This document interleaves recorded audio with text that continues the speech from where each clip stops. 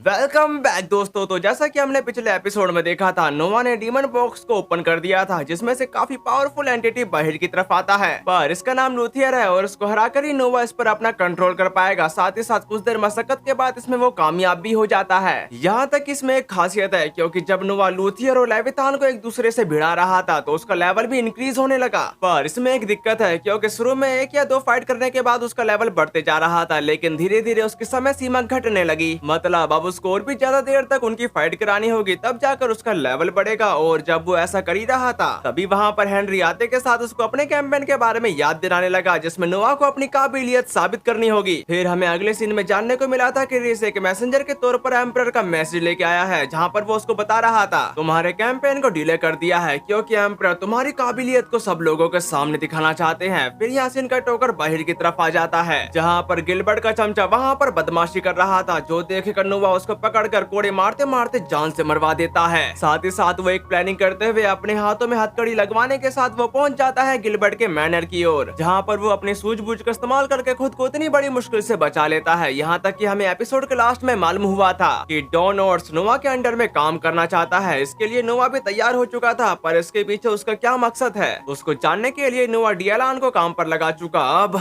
आगे next episode की शुरुआत नोवा के मैंसन का सीन दिखाते हुए होती है, जहाँ पर दो मेड नोवा को रेडी कर रही थी। तभी वहाँ पर डियालान आते के साथ बताना शुरू करता है, मैं एक रिपोर्ट लाया हूँ, हाल ही में आपके सर्विस में आए उस पर्सन डॉन ओट्स के बारे में डिटेल सामने आई है। ऐसा लगता है कि वैसे काफी चालाकी से छिपा रहा है, लेकिन वह अपने मॉम डैड के साथ फर्स्ट प्रिंस का एम्प्लॉय है। और इसके आगे की बात हमें एक ऑथर से पता चलती है, नोबल्स के घर खासकर रॉयल्टीज के घरों में कई मामलों में काफी सख्ती से मैनेज किए जाते हैं। साथ ही प्राइवेसी बनाए रखने के लिए अक्सर इस बात पर सख्ती पाबंदियां होती है कि एम्प्लॉय किससे बातचीत कर सकता है। ऐसे ही कई मामलों में वह अपने मास्टर की रिकमेंडेशन पर दूसरे एम्प्लॉय से मैरिज कर लेते हैं, और ऐसे ही वेडिंग में पैदा हुए बच्चे भी अपने मास्टर के प्रति वफादारी की कसम खाते हैं। जो सब बताने के बाद डियालान नोवा को बताना शुरू करता है, मेरा मानना है कि फर्स्ट प्रिंस ने उसे जासूस के तौर पर यहाँ भेजा होगा। उसकी इस बात पर नोवा बताता कि अच्छा ऐसा है, और जो तुमने इसके बारे में पता किया है उसके बारे में किसी को पता नहीं चलना चाहिए। साथ ही अब जब हमें इसके बारे में पता चल गया है कि वह एक स्पाई है, तो हम उसका इस्तेमाल कर सकते हैं। इस बात पर डियालान एग्री करते हुए कह रहा था, पहली नजर में ही उसे एक स्पाई के तौर पर पहचानने की समझ प्रिंस नोवा मुझे हमेशा हैरान कर देती है। दूसरी तरफ नोवा अपने मन में कहने लगा, मुझे पक्का नहीं पता कि मैं इसे इनसाइड कहूंगा या नहीं। जब मैंने उसे मेरे लिए काम कर देने के लिए हाँ कर दी, तब भी मेरे स्टैट्स नहीं बढ़े। उसके कहने का मतलब यह है कि जब भी नोवा अपनी टीम में किसी को शामिल कर लेता है तो उसके स्टैट्स बढ़ जाते हैं। तभी डियालान कहने लगा, इसके अलावा बार्सले स्टोर में किसी ने आपसे मिलने की रिक्वेस्ट की है। उनका कहना है कि उन्हें वह ट्रेजर मिल गया है जिसे आप ढूंढ रहे थे। उसकी इस बात पर नोवा अपने मन में कहा कि मुझे लगता है कि मैंने उसे जो 10,000 रान की लालच दिया था वह काम कर गया। इसी के साथ यहाँ सीन शिफ्ट होकर एक जगह की तरफ आ जाता है, जहाँ पर नोवा आराम से बैठा होता है। तभी वहाँ पर बार्सले आते के साथ कहने लगा, तो आखिरकार आप यहाँ पर आ चुके हैं वाइस प्रिंस, और मैं प्रे करता हूँ कि आज का दिन आपके लिए काफी अच्छा हो। उसी वक्त वहाँ पर एक सर्वेंट एक ढकी हुई चीज ले आता है, जिसको देखने के बाद बार्सले बताता है कि मुझे उम्मीद है कि यह प्रिंस नोवा को काफी ज्यादा पसंद आएगा। जो कहने के बाद उस चीज के ऊपर का कपड़ा हट चुका। फिर हम सामने की तरफ एक लड़की की पेंटिंग को देखते हैं। उस पेंटिंग को देखने के बाद नोवा उसको अच्छे से देखने के लिए उसके करीब जाने लगा। वहीं दूसरी तरफ बार्सले बताता है कि हुआवा नाम की एक पेंटिंग यह एक फेमस आर्टिस्ट का काम है, लेकिन बेशक यह कोई आम पेंटिंग नहीं है। पर उस पेंटिंग को देखने के बाद लेविथान कुछ हरकत कर रहा था, जो फील करते हुए नोवा सवाल करता है, क्या ये पेंटिंग कर्स्ड है। उसकी ऐसी बातों को सुनकर बार्टले इम्प्रेस होते हुए बताता है कि मोस्ट इम्प्रेसिव प्रिंस नोवा, चलो अब आगे देखते हैं। फिर वहाँ पर एक और पेंटिंग आ चुकी थी, जो हूबहू बिल्कुल उसी की जैसी दिखती है। अब ये देखने के बाद नोवा उस पेंटिंग को अच्छे से देखने के लिए थोड़ा पीछे हट जाता है, जबकि बार्टले कहता है कि यह उसी समय की एक रेप्लिका है जब हुआवा को पेंट किया गया था।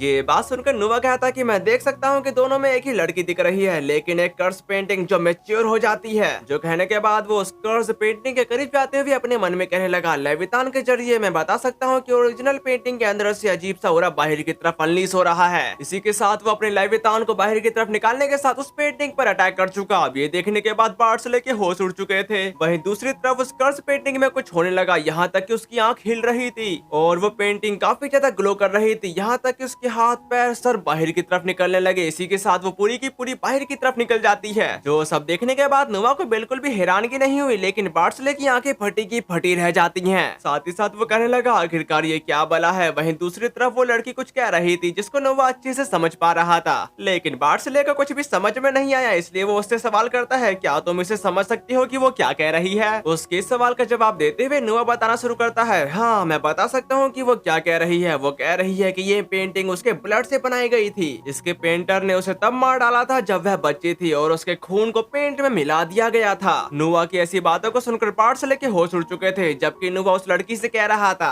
मैंने तुमको आजाद किया इसलिए तुम उसका एहसान चुकाना चाहती हो, है ना? उस मामले में तुम मेरे प्रति वफादारी की कसम खाओ। उसकी ऐसी बातों को अच्छे से समझने के बाद वो लड़की पेंटिंग के अंदर जा रही थी, फिर बाहर आ रही थी, फिर अंदर जा रही थी, फिर बाहर आ रही थी और ऐसे ही वो बार बार करने लगी। अपने सामने इस मंजर को देखने के बाद पार्सले सरप्राइज होते हुए कहता कि इनक्रेडिबल, मैंने कभी नहीं सोचा था कि एक कर्ज पेंटिंग इस तरह से बदल सकती है। दूसरी तरफ उस लड़की को देखकर ऐसा लग रहा है कि वो इससे काफी ज्यादा खुश है, लेकिन नोआ अपने मन में कहने लगा तो लेवितान के साथ अपने रिश्ते खत्म करने से उसके लिए अपनी मर्जी से अपने वेसल में अंदर आना जाना मुमकिन हो गया। साथ ही साथ मेरे अर्थ मैजिक में थोड़ा फायदा हुआ, इसका मतलब है कि वह शायद फ्यूचर में काम आएगी। और इस एपिसोड का नाम है द हाईएस्ट ट्रस्ट, मतलब सबसे गहरा और अटूट विश्वास। फिर हम यहाँ देखते हैं जहाँ पर नोआ हुआवा से सवाल करता है कि एक बार हुआवा मेरे को बताओ कि तुम क्या कर सकती हो। जो सुनने के साथ हुआवा बार्सले की नकल करने के साथ हूबहू बिल्कुल उसी की तरह बन जाती है। अब ये देखने के बाद बार्सले हैरान पे हैरान होने के बाद भी हैरान होते जा रहा था, जबकि नोआ उसे बताता है कि वो कह रही है कि वो इससे और भी ज्यादा कर सकती है। जो कहने के बाद नोआ अपनी लूथियर की पावर का इस्तेमाल करने के साथ उसमें कुछ पावर ट्रांसफर कर देता है। फिर वो उससे कहा कि अब इसको छूकर देखो।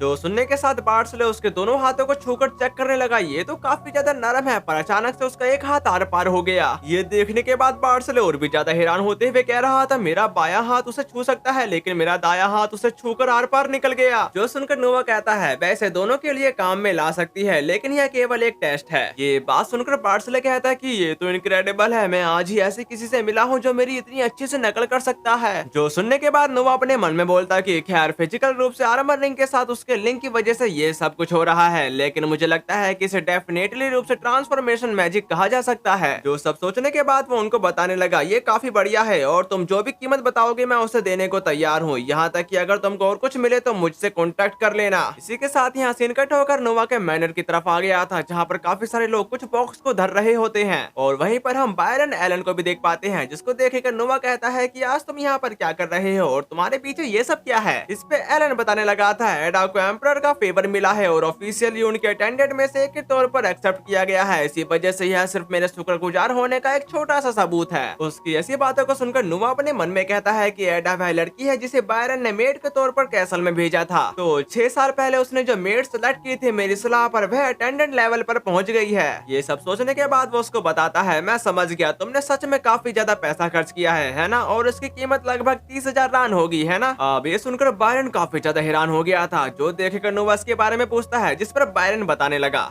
कुछ मसला नहीं है, मुझे बस हैरानी है कि आपने अमाउंट का अंदाजा लगा लिया, हमेशा की तरह आप काफी ज्यादा शानदार हो। जिस बात का जवाब देते हुए नोआ बताता है कि खैर ये एक अच्छी खबर है, तो क्या वह अटेंडेंट के तौर पर काम करना शुरू करेगी। इस बात पर एग्री करते हुए बायरन कह रहा था, हाँ मुझे उम्मीद है कि वह आखिरकार एक वाइफ का स्टेटस हासिल कर लेगी। मतलब कॉन्सोर्ट को 4 रैंक में बांटा गया है, पहले अटेंडेंट, फिर कॉन्क्यूबाइन और उनके ऊपर वाइफ्स होती हैं, और इन सबसे ऊपर एम्परर की लीगल वाइफ के रूप में एम्प्रेस होती है। और वह रैंक इस बेस पर ऊपर उठते हैं कि एम्परर उन पर कितना मेहरबान है और उनके बेटों की रैंक कितनी हाई है। यहाँ तक कि नोआ की माँ वाइफ के टाइटल पर पहुंची जब एम्परर ने नोआ को उसका वाइस टाइटल दिया था। तो उम्मीद करता हूँ कि आपके काफी सारे सवालों का जवाब मिल गया होगा। आप कहानी की तरफ आते हैं जहाँ पर नोआ बायरन को बता रहा था, ये कहने की जरूरत नहीं है कि एम्परर सिर्फ एक ही होती है, इसलिए अगर तुम टॉप पर पहुंचना चाहती हो तो वाइफ की रैंक सबसे हाई होनी चाहिए। उसकी इस बात पर एग्री करते हुए बायरन कहा कि अब से मैं बस यही प्रे कर सकता हूँ कि उसे एम्परर का फेवर और ज्यादा मिले। उसकी ऐसी बातों को सुनकर नोआ कहता है कि नहीं, यहाँ से सब पॉलिटिक्स है, बेशक एम्परर का फेवर पाना वहाँ पहुँचने का सबसे तेज तरीका है, लेकिन उसके अलावा जो जरूरी है वह है कॉन्सोर्ट के बीच की पॉलिटिक्स। ये सब जानने के बाद भी बायरन को कुछ भी समझ में नहीं आया, इसलिए नोआ एक्सप्लेन करता है, क्या होगा अगर कोई एडा का परफ्यूम की जगह ऐसी खुशबू लगा दे जो एम्परर को पसंद नहीं है। अब ये सुनकर बायरन काफी ज्यादा हैरान हो गया था। वह दूसरी तरफ नोआ कह रहा था, सिर्फ इस बेस पर कि कॉन्सोर्ट्स कितनी क्रूर हो सकती है, इनर पैलेस उस दुनिया से भी ज्यादा शैतानों का अड्डा है जिसमें आदमी रहते हैं। चलो उसे पैसे भेजो। अब जब तुम्हें पता है कि ये सब पॉलिटिक्स है तो तुम्हें पता है कि तुम्हें क्या करना चाहिए, है ना। उसकी बातों को अच्छे से समझने के बाद बायरन तुरंत उस काम को करने के लिए निकल जाता है जो अभी नोआ ने कहा। उसके वहाँ से चले जाने के बाद नोआ जोई को एक लेटर थमाते हुए कहता है कि यह लेटर 10,000 रान के साथ मेरी माँ के पास वापस ले जाओ। अब ये सुनने के साथ जोई सवाल करती है, क्या डियालान कैसल के लिए ज्यादा सही मैसेंजर नहीं होगा। इस पे नोआ कह रहा था, मेरी माँ जिस इनर पैलेस में है वहाँ मर्दों का आना जाना मना है, इसलिए मैं उन्हें सिर्फ 1 साल में एक ही बार देख पाता हूँ। साथ ही साथ प्रिंस को उनके जन्मदिन देने के तुरंत बाद उनकी माँ से अलग कर दिया जाता है। और प्लीज मेरी माँ को एक मैसेज दे देना, मैं खुद को एडा का गार्डियन मानता हूँ। इस बात पर जोई कह रही थी, तुम्हारा मतलब है कि तुम अपनी माँ का इस्तेमाल पॉलिटिक्स के लिए करना चाहती हो, लेकिन वह तुम्हारी माँ है। जिसका जवाब देते हुए नुआ बताता है, इंपीरियल फैमिली ऐसे ही काम करती है। मॉम डैड और बच्चों के बीच इमोशनल से ज्यादा प्रॉफिट और स्टेटस को प्रायोरिटी दी जाती है। अगर एडा रैंक में ऊपर उठती है तो वह मेरी माँ की अच्छी साथी बन सकती है। दूसरी तरफ जोई का कहना है, आप कितने इंटरेस्टिंग दुनिया में रहते हो और मैं समझ गई, इस काम को मैं करने के लिए अभी यहाँ से चलती हूँ। जो कहने के बाद वो वहाँ से जाने लगी, पर नुआ उससे पूछने लगा, वैसे तुम्हारी माँ कैसी है? जिस पर जोई बताने लगी, वह हमेशा आपका शुक्रगुजार रहेगी कि आपने उसे कैपिटल में घर दिया और जॉब भी दी, लेकिन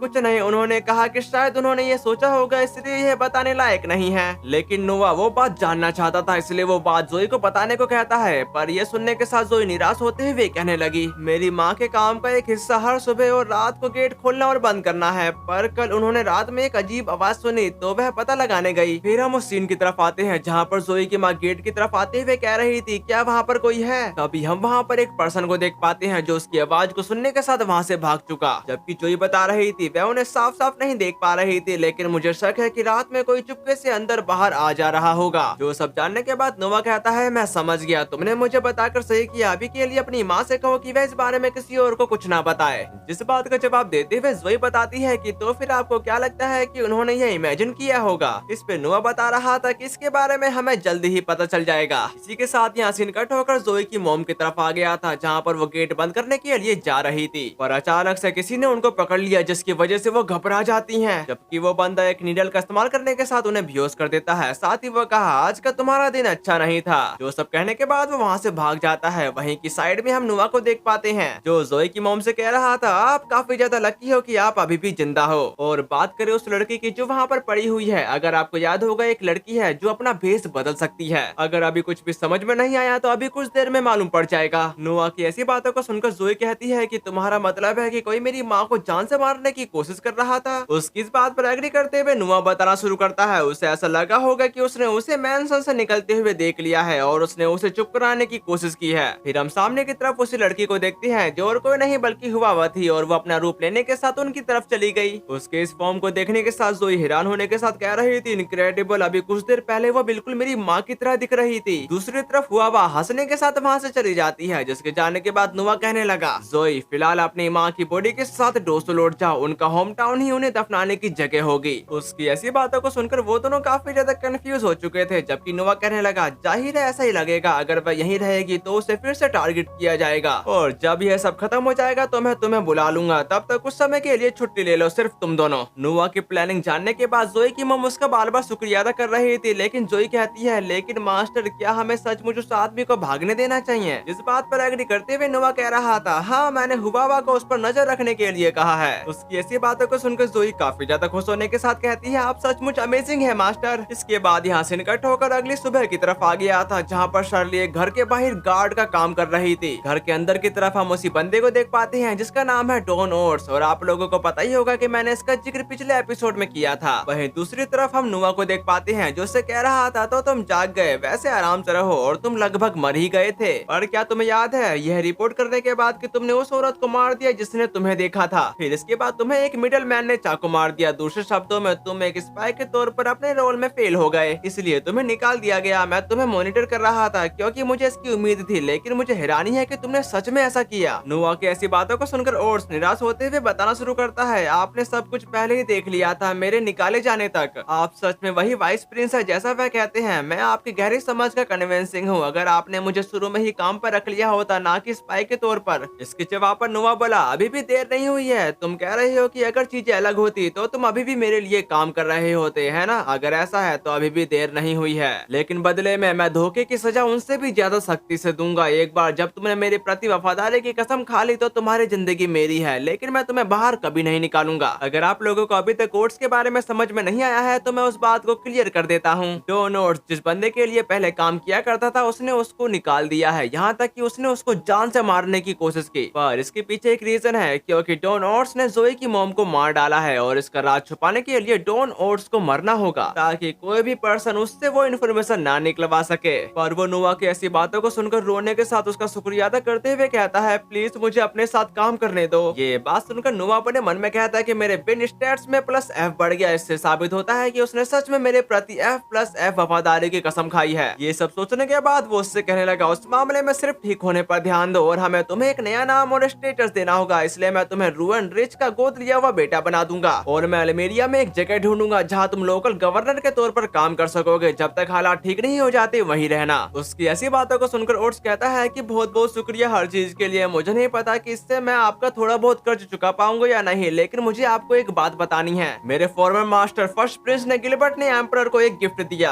पर इसके आगे जो भी उसने कहा हमें नहीं बताया जाता। पर उसकी ऐसी बातों को सुनने के बाद नोवा काफी ज्यादा हैरान हो गया था। इसी के साथ यहाँ सीन कट होकर एम्परर के कैसल की तरफ आ गया था, जहाँ पर एम्परर नोवा से सवाल करते हैं, तुम इतने घबराए हुए क्यों हो? तभी नोवा कहता कि मैं अब कहूंगा कि प्लीज पोइनिक्स की वाइन पीना बंद कर दें। उसकी इस बात पर एम्परर बताते कि तुम्हारा मतलब गिलबर्ट के पैलेस में बनी वाइन से है, जिसे उसने इस साल पैलेस में ऑफरिंग शुरू की। जिस पर एग्री करते हुए नोवा कहने लगा, ये काफी बढ़िया वाइन है जो लगातार पीने से टॉनिक का काम कर सकती है, लेकिन अगर इसे किसी खास फूड के साथ दिया जाए तो यह एक भयानक पॉइजन बन जाती है। अब ये सुनकर एम्परर सवाल करते हैं कि और वो कौन सा फूड है, जिस पर नोवा बता देता है कि ड्रैगन क्लो के नाम से जाना जाने वाला फूड। दूसरी तरफ एम्परर का कहना है वह है जो क्राउन प्रिंस और मैं अपने एंसेस्टर के सम्मान में साल में एक बार खाते हैं। इस बात पर एग्री करते हुए नोवा बताने लगा था, हाँ आपको वाइन मिले हुए लगभग 1 साल हो गया है। क्राउन प्रिंस के साथ इसे रेगुलर पीकर आपने असल में यह साबित कर दिया है कि इसमें कोई पॉइजन नहीं है, इसलिए जब समय आएगा तो किसी को भी इसमें ड्रैगन क्लो के पार्ट पर शक नहीं होगा। अगर कोई भी इस पर विचार करता है तो उसे एक एक्सीडेंट ही माना जाएगा। इस बात का जवाब देते हुए एम्परर बताते हैं कि इससे मर्डरर को एक परफेक्ट बहाना मिल जाता है। क्या तुमको इस बारे में पक्का यकीन है? ये बात सुनकर नोवा कहता है कि मौत की सजा पाए एक क्रिमिनल को दोनों ही चीजें दी गई और कहा गया कि अगर वह दोनों खा लेगा और बच जाएगा तो उसे छोड़ दिया जाएगा। नतीजा तुरंत सामने आया और इसके आगे क्या होने वाला है वो आपको पहले से पता है। ये सब जानने के बाद एम्परर कहने लगे, तो अगर क्राउन प्रिंस अल्बर्ट और हमेशा की तरह हम रिचुअल करते हैं तो तुम कह रहे हो कि हम दोनों मारे जाएंगे? इस पे नोवा पूरी तरह से एग्री था, जबकि एम्परर का कहना है, बहुत बढ़िया नोवा, शानदार, तुमने इस साजिश का पर्दाफाश करके अच्छा काम किया। क्रूज हेनरी को बुलाओ, फर्स्ट प्रिंस के मैनर में सोल्जर भेजो और इन्वेस्टिगेशन शुरू करो। और नोवा तुम यहाँ से जा सकती हो, मैं तुम्हारे रिवॉर्ड के बारे में तुमसे कॉन्टेक्ट करूंगा। जिस पर एग्री करते हुए नोवा वहाँ से जाने लगा, पर इसके आगे की बात हमें एक वॉइस ओवर के थ्रू पता चलती है। उस रात फर्स्ट प्रिंस के मैंशन पर मार्च करने वाली फोर्स को एक बटलर की गवाही के सबूत मिला कि गैर कानूनी तरीके से बेचे जाने वाले गुलामों पर पॉइजन टेस्ट करने के लिए एक्सपेरिमेंट किए जा रहे थे। साथ ही साथ गिलबर्ट का एम्परर और क्राउन प्रिंस को मारने के बाद एम्पायर पर कब्जा करने का प्लान से लागू होने से पहले ही प्रिंस नोवा के वकील ने इसे रोक दिया। वहीं दूसरी तरफ नोवा अपने मन में कुछ सोच रहा था, मुझे कुछ गलत क्यों लग रहा है? अब तक एम्परर की आंखें और कान हर जगह थी और यह मुझे बार बार दिखाया गया था, तो इस बार उन्हें क्यों नहीं पता कि क्या हो रहा है? और जब वो ऐसा सोच रहा था तभी एम्परर उसके पीछे आते के साथ कहने लगे, नोवा सच में तुम काफी ज्यादा चालाक हो। अब ये सुनने के साथ नोवा हैरान होते हुए कहा कि तो फिर आपको ये पहले से ही पता था? जिस बात पर एग्री करते हुए एम्परर बताना शुरू करते हैं, असल में मैं पोइनिक्स की वाइन बिल्कुल भी नहीं पी रहा हूँ। मैं काफी लंबे समय से एम्परर हूँ, इसलिए मुझे यकीन है कि कुछ लोग ऐसे भी होंगे जो अब और इंतजार नहीं कर सकते, लेकिन तुम उनमें से नहीं लगते। फिर नोवा भी एग्री था, जबकि एम्परर कहने लगे, मैं समझ गया नोवा अरेराट, मैं तुमको मिलिट्री मामलों का वाइस मिनिस्टर अपॉइंट करता हूँ, तुम साथ ही मिनिस्टर ऑफ लॉ के तौर पर भी काम करोगे। एम्परर की ऐसी बातों को सुनकर नोवा काफी ज्यादा हैरान हो गया था, लेकिन वो कहते हैं, मैं तुमको फर्स्ट आर्मी का गवर्नर जनरल भी बनाता हूँ, जिसे इंपीरियल गार्ड के नाम से भी जाना जाता है। ये बात सुनकर नोवा अपने मन में कहता है कि ये क्या है और इसका क्या मतलब है, जबकि एम्परर कह रहे थे, मैं बिना लड़े हारना नहीं चाहता। अगर मेरा बेटा मुझे मार भी देता है तो मैं कई जनरेशन तक मजाक का कैरेक्टर बन जाऊंगा, लेकिन अगर ऐसा हुआ तो मैं चाहता हूँ कि तुम इंपीरियल गार्ड के साथ कैपिटल पर कब्जा कर लो और एक सही रिप्लेसमेंट चुनो। एम्परर की ऐसी बातों को सुनने के बाद नोवा काफी ज्यादा हैरान होने के साथ अपने मन में कहता है कि वह चाहते हैं कि मैं अगला एम्परर बनने के लिए किसी सही पर्सन को चुनूं। यहाँ से कहानी ने कुछ अलग ही मोड़ ले लिया है। मेरे को लगा था कि नोवा अगला एम्परर बनेगा, पर यहाँ नोवा खुद एक बंदे को एम्परर बनाने के लिए सेलेक्ट करेगा। ये कहानी कुछ ज्यादा ही इंटरेस्टिंग हो चुकी है और अगर आप लोगों को ये वाला एपिसोड पसंद आया तो प्लीज कमेंट और लाइक करके जरूर जाना, ताकि इसका नेक्स्ट एपिसोड जल्दी लाने के लिए मैं मोटिवेट हो सकूं। तो फिर मिलते हैं, सायोनारा।